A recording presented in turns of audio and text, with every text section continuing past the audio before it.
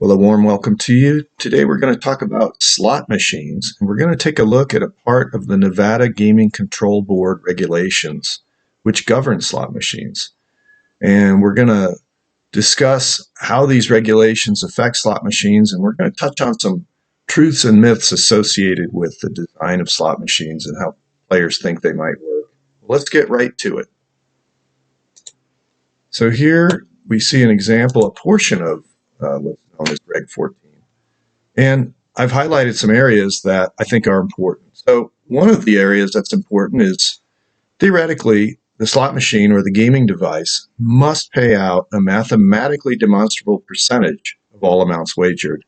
And that amount in Nevada at least must not be less than 75% for each wager available.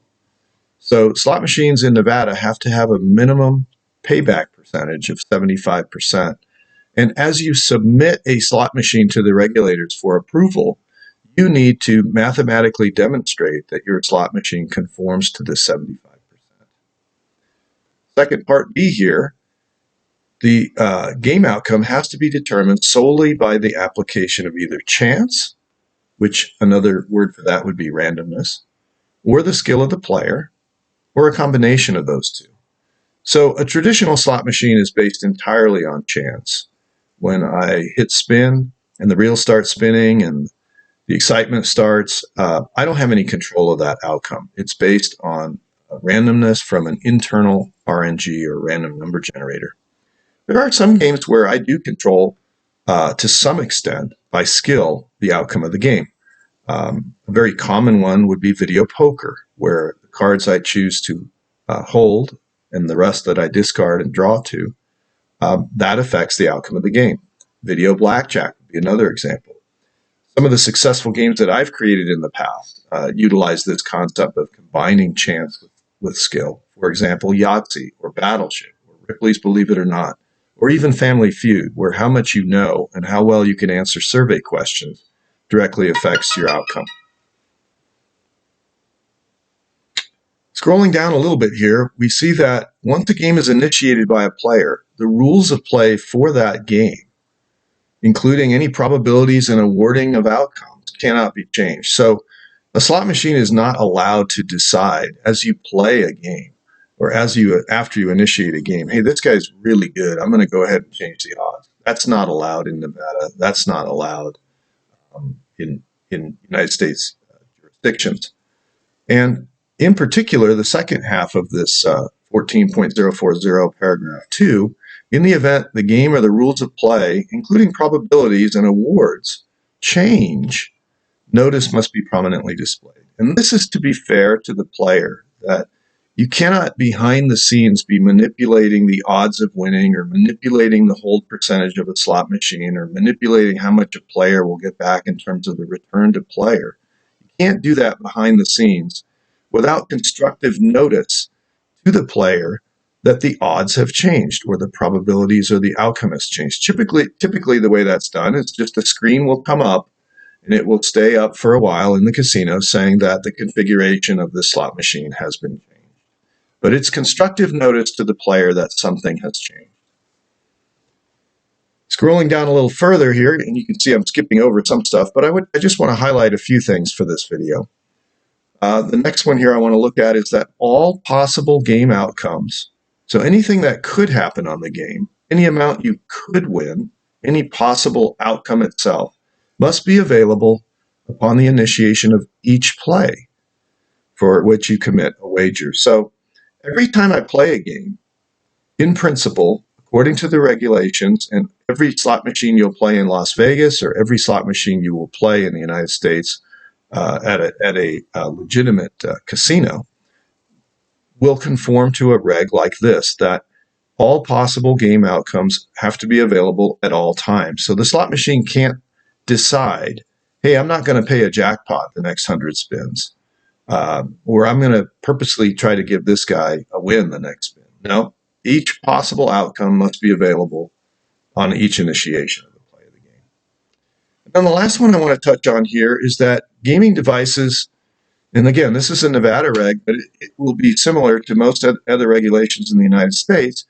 Gaming devices cannot alter the function based on actual hold percentage. Now, we need to understand what actual hold percentage is. A slot machine, in principle at least, obviously knows how much has been wagered on it. So, for example, after 1,000 plays of $1 each, what we call the handle, or the total amount wagered, would be $1,000. Now, that slot machine, in principle, could know or might know how much has been paid out. So let's say it paid out $1,100. So actually, the slot machine lost $100 to players during that period of time. You are not allowed in the United States, in particular, this is a Nevada reg, and again, it applies to the United States generally. Nevada is one of the leaders in terms of the Nevada Gaming Control Board for much of the United States. Many of the other jurisdictions in the United States look to Nevada as the leader in terms of gaming regulations and adopt and follow Nevada standards. But this slot machine is not allowed to say, well, look, I'm actually losing money right now. The players are ahead, so I'm going to go ahead and tighten up the machine, or I'm going to go ahead and not pay anything for the next few spins. That is not allowed. That would be illegal. So this is a brief touch on some of the stuff in the reg. And the last thing I wanted to touch on is this concept of chance or randomness. Chance and randomness are used interchangeably mathematically. And what randomness is, and this is also defined in the gaming regs here in Nevada, it's the observed unpredictability and absence of a pattern in a set of elements or events that have probabilities of occurrence. So a random number generator in Nevada, as used in slot machines, needs to conform to various statistical tests that are put upon it by the regulator. In particular, a random number generator cannot have any pattern. In other words, if I pick let's say I'm picking a random number between 1 and 100 inclusive, and I just pick the number 12. Well, I can't have a pattern where after 12 I always pick 37. It doesn't matter that I just picked 12. The very next number that is selected by the RNG, again, has to be between 1 and 100 with equal probability. So there can be no memory, if you will, or history or predictability or even patterns within the RNG. A true RNG, despite what the last number it gave you might be, is still completely random for the next number and the number after that.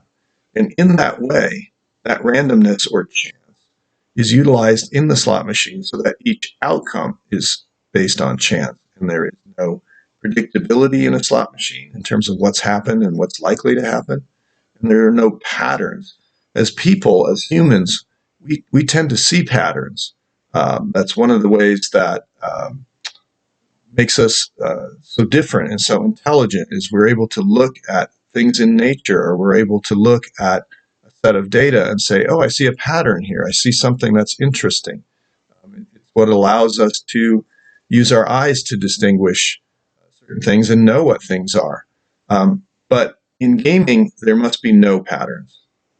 I hope you enjoyed this video. If you did enjoy it, please consider subscribing. And if you want to leave any comments or questions, I will try to answer them. Thank you and have a great day.